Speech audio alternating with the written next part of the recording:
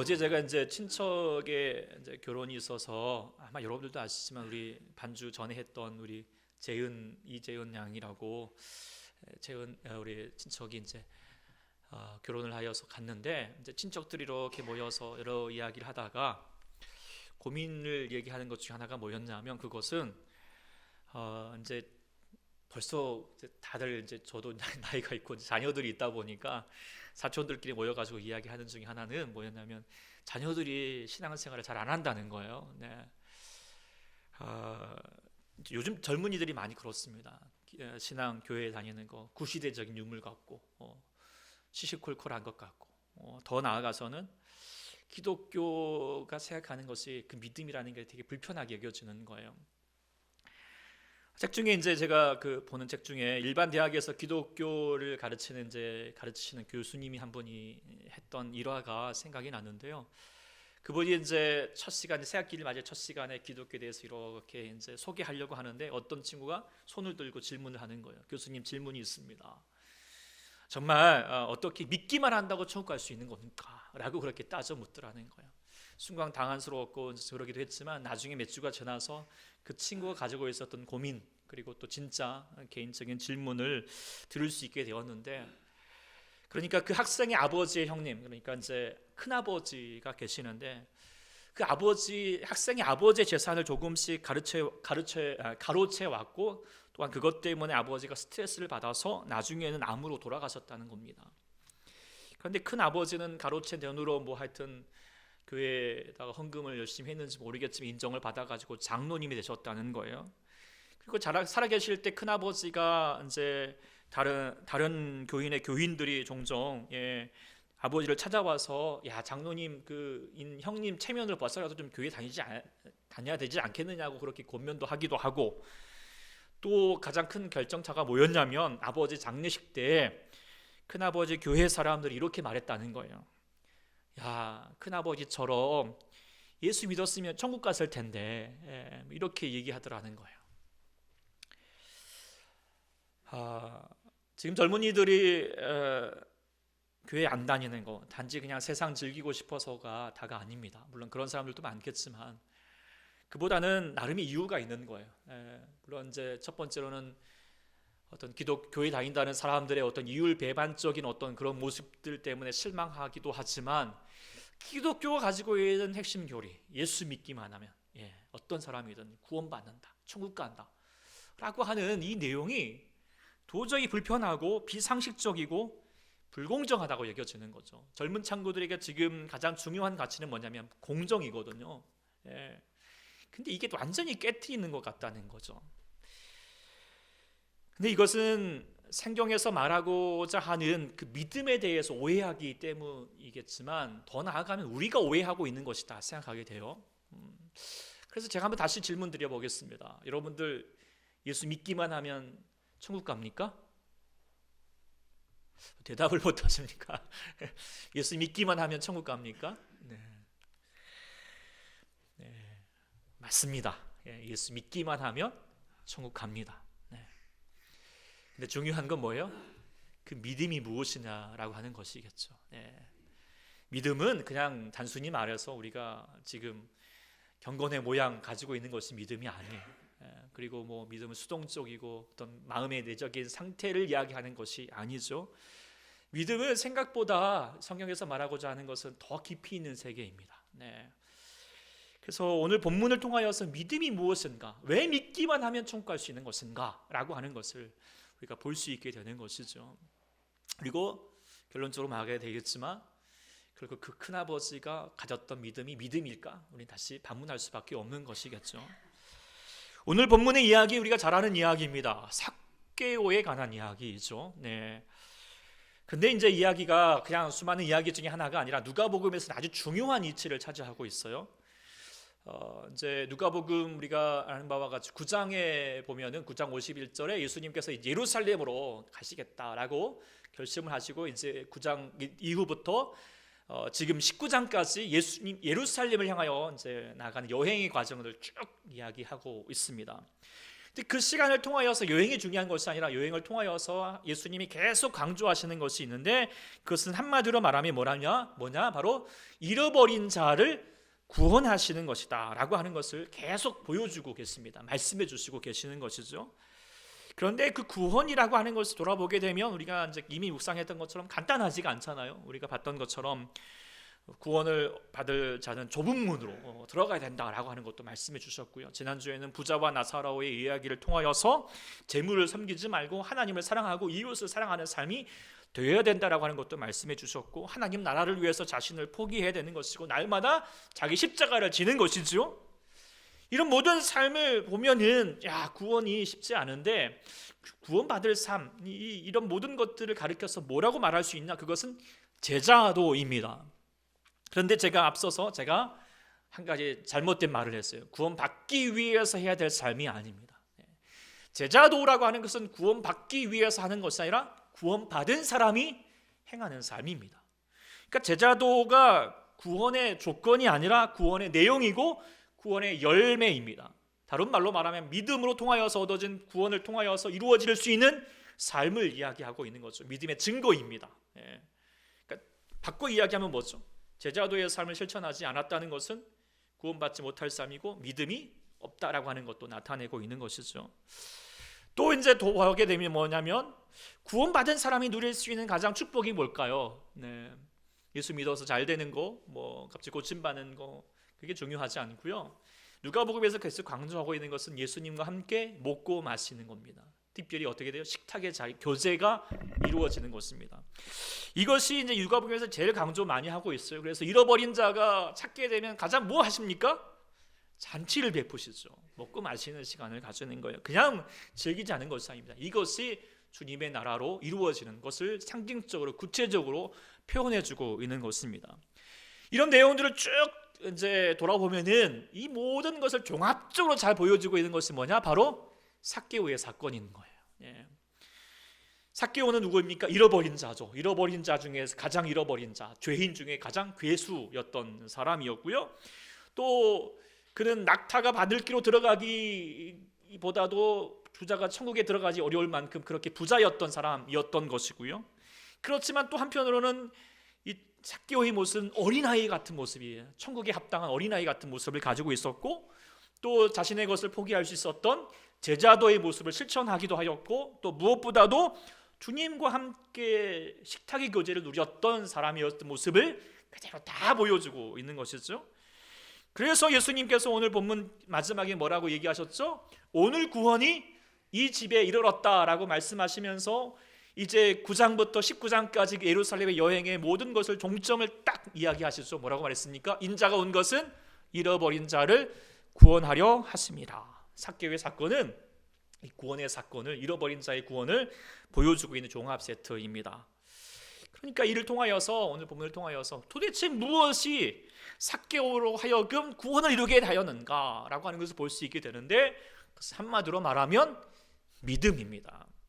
근데 반문할 수 있을 거예요. 오늘 본문 중에는 믿음이라는 글자가 하나도 없거든요. 그러나 삭개오의 모든 행위는 믿음의 행위입니다라고 하는 것을 볼 수 있게 되죠.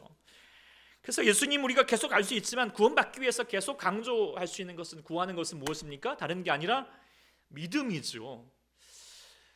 삭개오와 더불어서 이제 가장 중요한 또 사건, 구원받는 사건의 뭐냐면 바로 앞서 이제 18장 제일 마지막 부분에 나오는 맹인이 눈을 뜨게 된 사건을 보여주고 있는데요. 그 맹인이 눈을 뜨게 될 때 이제 간청하여서 그 눈을 떼는 과정들을 통하여서 예수님이 하셨던 말씀이 무엇입니까? 내 믿음이 너를 구원하였다. 그러니까 너가 구원받았던 것은 믿음이다라고 얘기했지만, 그런데 그 믿음을 이루기 위해서 믿음이 있는 이 맹인을 통하여서 이루어졌던 내용들을 쭉 보고 있으면 오늘 삭개오가 행하였던 그런 믿음의 행위와 동일하게 여겨지고 동일하다라는 것을 볼 수 있게 됩니다. 그래서 오늘 본문을 통하여서 도대체 예수님 믿으면서 얻을 수 있는 그 믿음, 그 믿음이 무엇인가라는 것을 다시 돌아보게 되면서, 그래서 믿기만 하면 구원받는다라고 했는데 도대체 왜 믿기만 한다면 구원받을 수 있는 것인가, 어떠한 모습으로 수반될 수 있는 것인가, 오늘 삭개오를 통하여서 깨달을 수 있기를 소망합니다. 그래서 오늘 본문을 통하여서 나는 정말 구원받을 수 있는 믿음을 가지고 있는 것인가? 그리고 다시 한번 점검해 보시고 부족한 부분이 있다면 도전받고 회복하고, 그래서 오늘 젊은 세대에게 도대체 이게 믿는 사람이 도대체 저게 뭔가, 도대체 믿기만 한다고 저렇게 말하는 것은 정말 믿는 자는 정말 구원받는 사람이구나 라고 그렇게 부끄럽지 않은 우리 믿음의 모습이 될 수 있기를 간절히 소망합니다. 그 마음으로 오늘 첫 번째 구원에 이르는 믿음이 무엇일까 삭개를 통하여서 알 수 있는 것은 첫 번째 갈급함이다라고 하는 것을 생각하게 됩니다.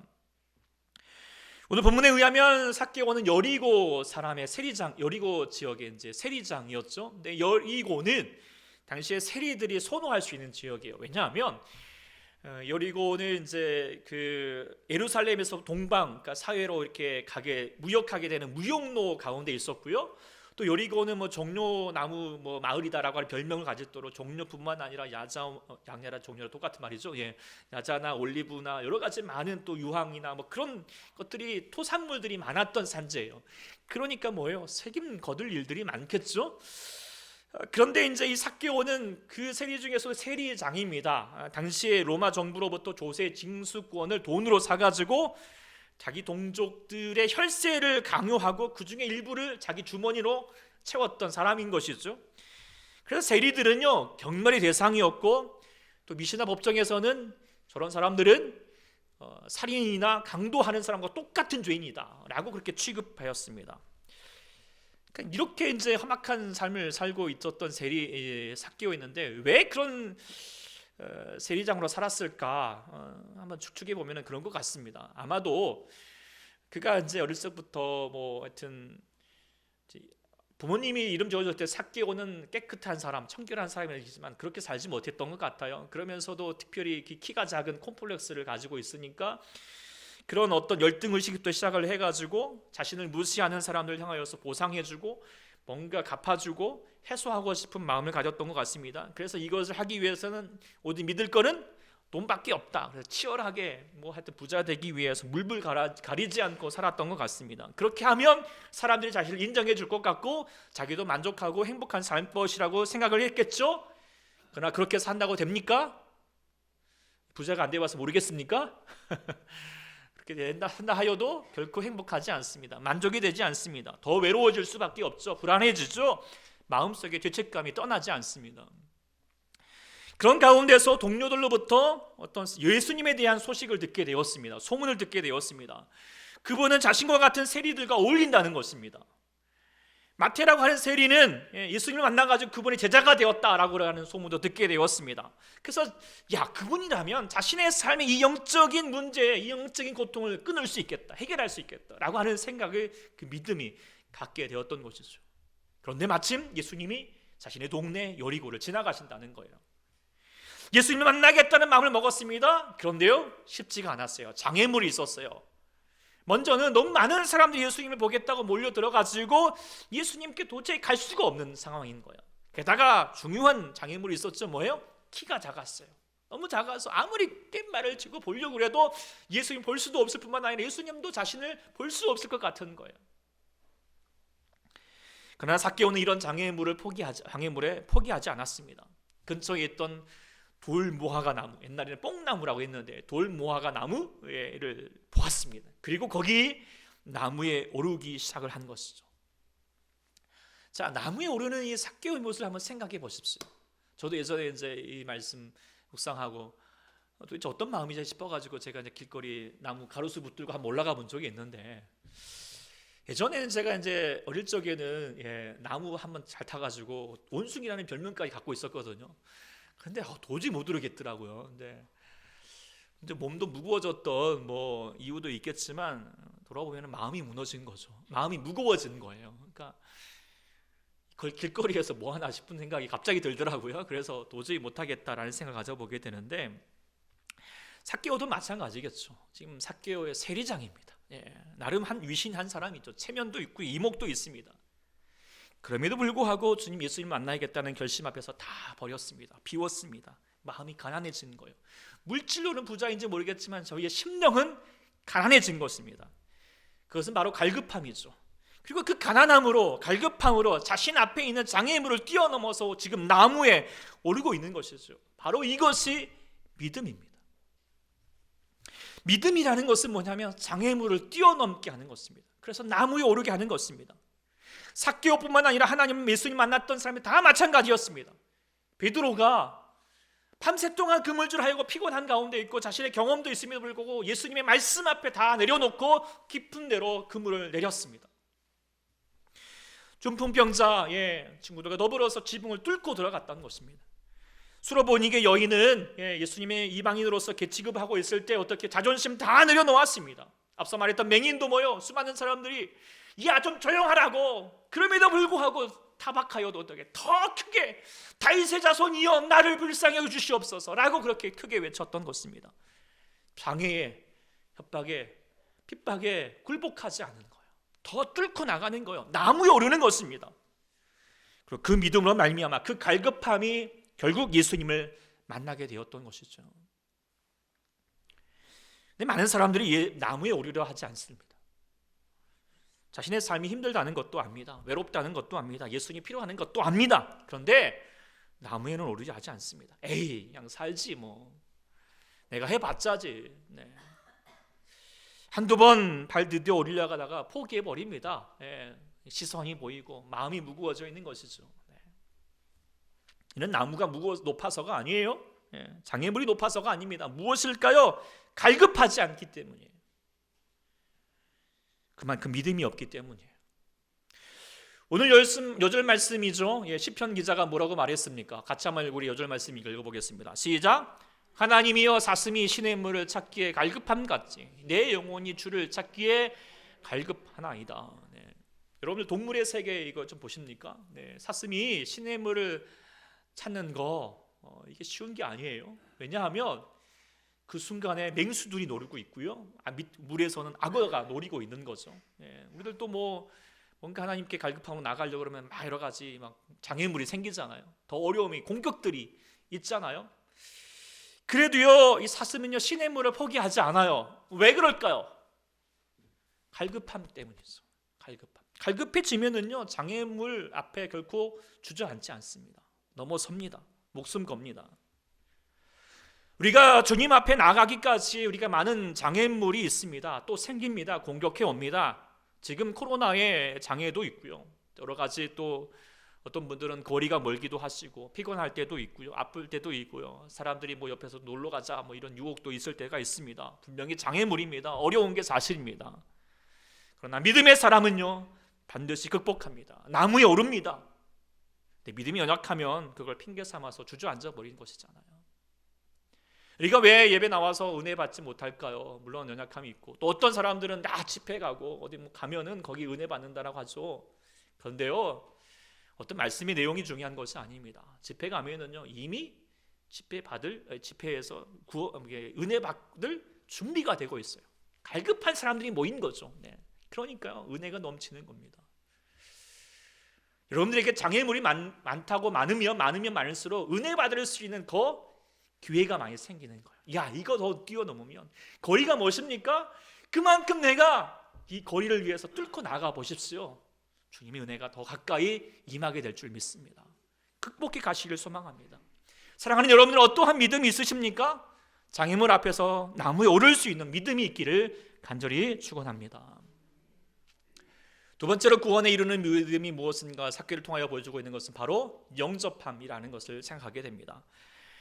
예수님께서 돌 모아가 나무에 삭개를 발견을 했지요. 그런데 야 반갑다라고 그냥 지나치지 않았잖아요. 뭐라고 말했죠? 삭개오야 내려오라. 그리고 아주 삭개오에게 파격적인 요구를 하시죠.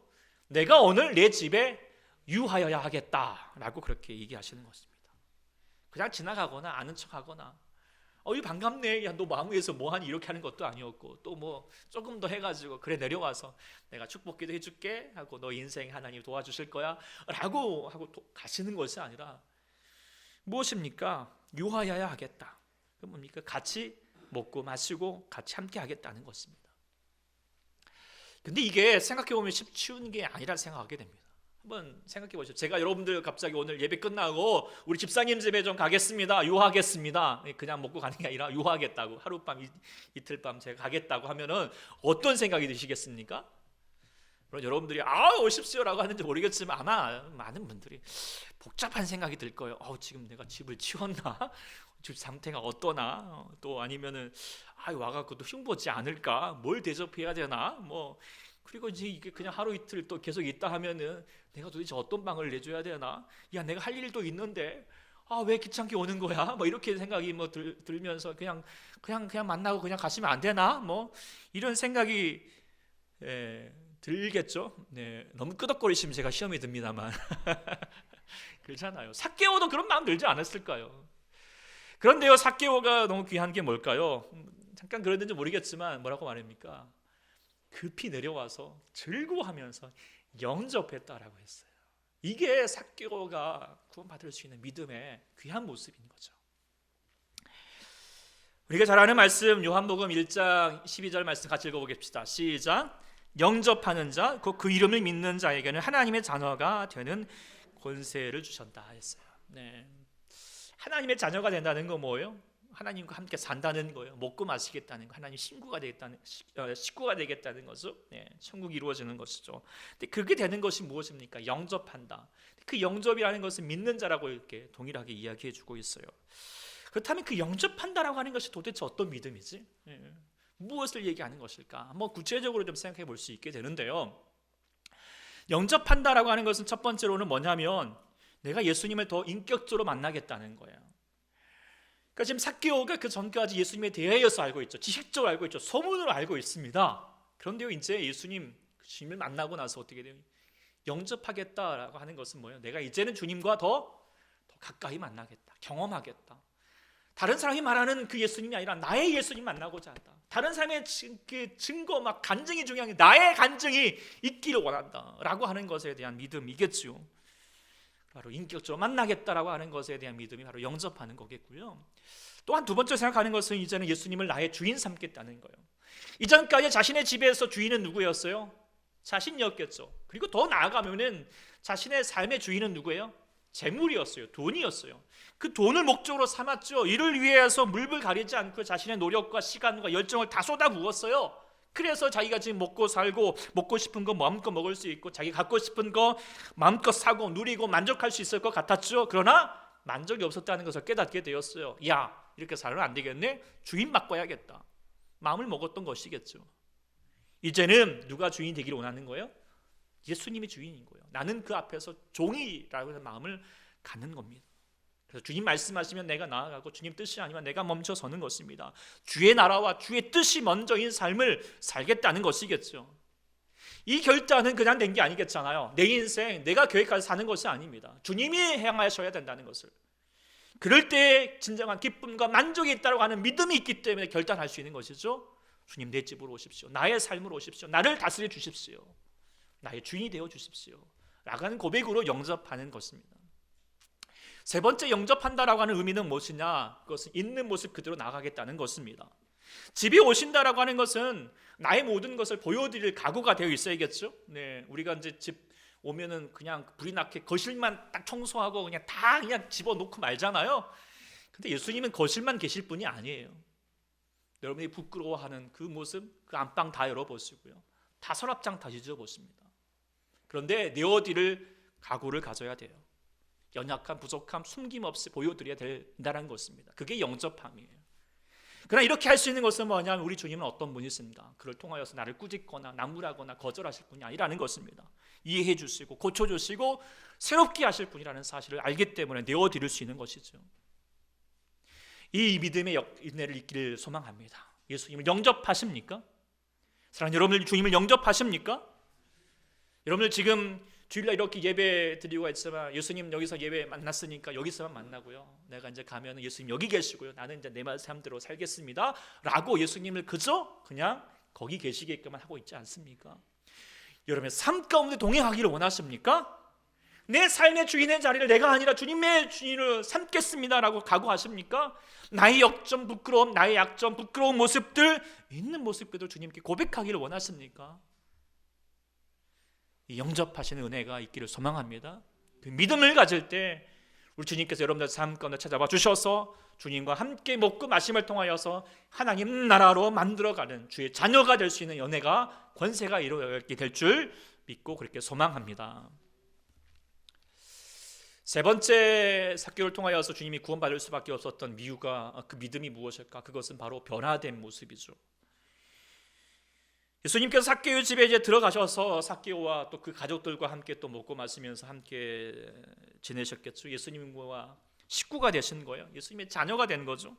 하나님의 자녀가 된 거예요. 그동안 하나님과 깨어졌던 관계가 회복된 것입니다. 그래서 죄인으로서 낙인 찍혀서 아무도 상종하지 않았지만, 그래서 깨어지고 부서지고 망가지고 두려웠던 마음이었지만 예수님을 영접하게 되니까 그 마음 가운데 주님이 하나님의 평화가 차가오게 되고 기쁨이 넘치고 은혜가 넘치게 되었습니다. 천국이 이루어집니다. 하나님의 다스림이 시작이 되는 거예요. 그 가운데에서 이제 삭개오가 말합니다. 뭐라고 말합니까?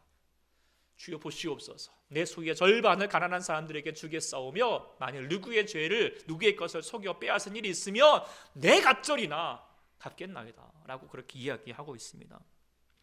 여기서 말하는 삭개오의 결단은 딱 두 가지로 말할 수가 있습니다. 첫 번째, 자기 소유의 절반을 가난한 자들에게 주겠다는 것은 무엇일까요? 이게 더 이상 돈을 모으는데 쌓는데 돈이 목적이 되는 삶이 되지 않겠다라고 하는 것입니다. 더 이상 이 땅의 부자로 사는 것이 아닙니다. 더 이상 돈의 노예로 사는 것이 아니라 재물을 가난한 사람에게 나누면서 하나님의 청지기로서 살겠다는 것이죠. 재물을 섬기는 것이 아니라 이제 누구를 섬긴다? 하나님을 섬기는 것이다. 하나님을 사랑하는 것이다 라고 하는 것에 대한 마음의 결단을 갖고 있는 것이죠. 두 번째, 또 만약에 누구의 것을 속여 빼앗은 것이 있다면 4배 갚겠다, 4배 보상하겠다라고 했는데요, 이 4배 보상하겠다는 것은 당시 율법의 규정은 아니에요. 레위기서에 보면은 그저 5분의 1만 더해서 배상하면 되거든요. 그런데 삭개오가 지금 율법을 지키고자 하는 것이 아니라 왜 그렇게 4배까지 하게 됐는가? 더 이상 그동안 자신을 통하여 자신의 죄로 말미암아 고통받았을 사람들을 본 것이에요. 이전까지는 사람을 어떻게 해서든 속여가지고 착취하는 것, 그래서 사람을 이용하여서 재물을 쌓는 것이 목적이었다면 이제는 뭐예요? 재물을 이용하여서 사람을 세우는 일에, 사람을 섬기는 일에, 사람을 사랑하는 일에 살겠다는 것입니다. 이게 엄청난 변화인 것이죠. 근데 이런 변화가 우리가 주목할 것은 뭐냐면 예수님이 요구하여서 명령하여서 행한 것이 아니라는 것을 우리가 깨닫게 됩니다. 이게 이제 중요한 차이가 바로 18장에 나오는 부자 관리, 부자 청년의 내용이 다른 거죠. 부자 청년은 지금까지 선하게 살았죠. 열심히 계명을 지키면 살았어요. 근데 왜 그렇게 계명을 지켰어요? 계명이니까요. 명령이니까요. 하라고 하니까 하는 것이고 하지 않으면 벌 받을 것 같으니까요. 그래서 지금 자기까지가 이렇게 지금 부자가 된 건 뭐예요? 내가 열심히 계명을 지켰으니까 받은 축복이다, 결과물이다 생각하는 겁니다. 합당한 거예요. 내 것이에요. 그래서 그는요, 어쩌면 하나님을 섬긴 게 아니에요. 뭘 섬긴 거예요? 하나님 재물을 섬긴 거죠. 그 재물을 내려놓을 수가 없어요. 예수님이 요구할 때도 말할 수도 없었고요. 한다 해도요, 또 뭐야, 자기 의가 될 수밖에 없어요. 하나님을 사랑한 게 아니잖아요. 그래서 하나님 나라에 합당하지 않습니다. 그러나 이 삭개오는 지금 재물을 나누었어요. 나누어야지 복을 받기 때문이 아니에요. 계명 때문이 아니에요. 뭐 때문이었죠? 은혜 때문이었어요. 은혜 때문에. 이미 받은 은혜가 풍성하였기 때문에 나눌 수 있게 된 것이죠. 나 같은 죄인을 살리신 그 은혜가 놀라워서 누구도 자신을 받아주지 않고 죄인 취급하고 경멸하고 있고 철저히 소외되고 무너지고, 그래서 더 자신의 삶의 운터리에 갇혀가지고 어두운 삶을 살고 있을 때 주님이 찾아오신 거잖아요. 만나주셨고요, 친구 되어주셨고요, 무엇보다 자신의 죄를 위해서 십자가에 달려 죽으신 그 주님의 놀라운 은혜를 얻고 나니까 더 이상 옛사람으로 살 수가 없는 거예요. 은혜의 삶을 살게 된 것이죠. 이제는 율법이 아니라, 명령이 아니라 하나님의 은혜에 힘입어서 은혜로운 삶을 살게 된 것이죠. 이것이 예수 만난 인생이고 복음의 능력이고 믿음의 역사인 줄 믿습니다. 그래서 예수님 말씀하셨죠. 보라, 구원이 이 집에 이르게 되었다. 이 사람도 아브라함의 자손이다. 천국이 이루어졌다는 거예요. 천국으로 살게 된 것이죠. 천국에 사는 것이 무엇입니까? 계속 강조하지만 뭐예요? 다른 게 아니라 하나님 사랑하는 것이고 이웃 사랑하는 것입니다. 이것이 회복되는 거예요. 이전까지는 자신만 사랑하고 돈만 사랑했던 인생이, 그래서 지옥 갈 인생이 예수님을 만나게 되어서 하나님을 만나고 사랑하고 이웃을 진정으로 사랑하고 나누고 섬기는 일을 살게 되어서 누가 시키지 않아도 자연스럽게 당연한 듯 그렇게 살게 되었다는 것이죠. 이게 믿음의 결과입니다. 믿음이 이루어집니다. 믿기만 하면 이게 당연해지는 것입니다. 그래서요, 이게 믿는다 하면서도 당연해지지 않으면 아직 예수님 안 믿는 겁니다. 함부로 판단할 수는 없겠지만 앞서 말했던 그 학생의 큰아버지, 만약 정말 장로일 줄은 몰라도 재물을 목적으로 삼고 있으면서 자신의 동생의 재물을 갈취한 사람이라면 결코 하나님 나라에 합당하지 않습니다. 믿음이 없습니다. 예수 믿는 게 아니에요. 돈을 믿는 거죠. 네. 정말 그가 예수님을 믿는다면, 그래서 예수님을 향하여서 갈급함이 있고 예수님을 영접하였다면 그런 삶을 살 수가 없어요. 네. 불가능합니다. 믿으면 변화될 수밖에 없습니다. 변화되어야지 천국 가는 게 아니라 믿으면 변화됩니다. 이 믿음의 역사가 있기를 간절히 소망합니다. 사랑하는 초대교회 성도 여러분, 정말 예수님 믿으십니까? 믿으십니까? 믿는다는 것 세 가지 차원이 있어야 되는 것을 말씀드렸습니다. 첫 번째는 갈급함이 있어야 됩니다. 나의 앞에, 주님 앞에 나오기까지 여러 가지 많은 장애물이 있고 제약들이 있을지라도 그것을 핑계 삼지 않고 내가 극복하겠다, 주님 향하여 나아가겠다. 같이 일부 예배 끝나고 청소년부 모임 가면서도 그 얘기했지만, 아이들도 정말 주님 앞에 나오기까지 뭔가 결단하고 뭔가 해보려고 하면 시험거리가 든대요. 그렇지만 더 해보려고 하는 마음 가지게 되면 더 은혜가 더 우리 안에 차오르게 될 줄 믿습니다. 갈급하십시오. 두 번째는 뭡니까? 영접함입니다. 내가 내 인생 내 주인으로 삼지 않고 내가 정말 감추면 사는 것이 아니라 주님 앞에 다 내어드리고 주인을 온전히 주님의 뜻대로 살고자 내어드리는 그런 갈급함을, 그 영접함을 가지시고, 그렇게 되면 우리의 삶에서 말하지 않더라도 변화된 인생을 살 수밖에 없다는 것, 우리 이것이 바로 믿음으로 얻을 수 있는 구원임을 깨닫게 되기를 소망합니다. 그런데 제가 오늘 말씀을 쭉 보면서 가장 중요한 것은 무엇일까? 그것은 결국 갈급함이다 생각하게 됩니다. 그리고 그 갈급함 이전에는 결국 믿음이죠. 믿음이 생기면 갈급해지고요, 갈급해지면은요 영접하고요, 영접하면 변화됩니다. 그래서 첫 출발은 믿음 통하는 갈급함을 가져야 된다는 것입니다. 사랑하는 여러분들에게도 다시 권고해 드립니다. 그리고 회복하기를 소망합니다. 주님을 향하여서 갈망이 있기를 소망합니다. 목마름이 있기를 소망합니다. 그것은 내가 내 인생, 내가 내 뜻대로, 내 마음대로, 내가 원하는 대로 사는 것이 아니다. 오직 주님만이 우리의 삶을, 이 어려움을, 이 아픔을 해결할 수 있는 분이시고, 내가 뚫고 나갈 수 있는 힘이 되는 것이고, 나의 소망이 되는 것이고, 오직 내 마음을 알아주고 나를 구원하실 분은 오직 예수 그리스도밖에 없다라고 하는 사실에 대한 그 믿음을 가질 수 있기를 소망합니다.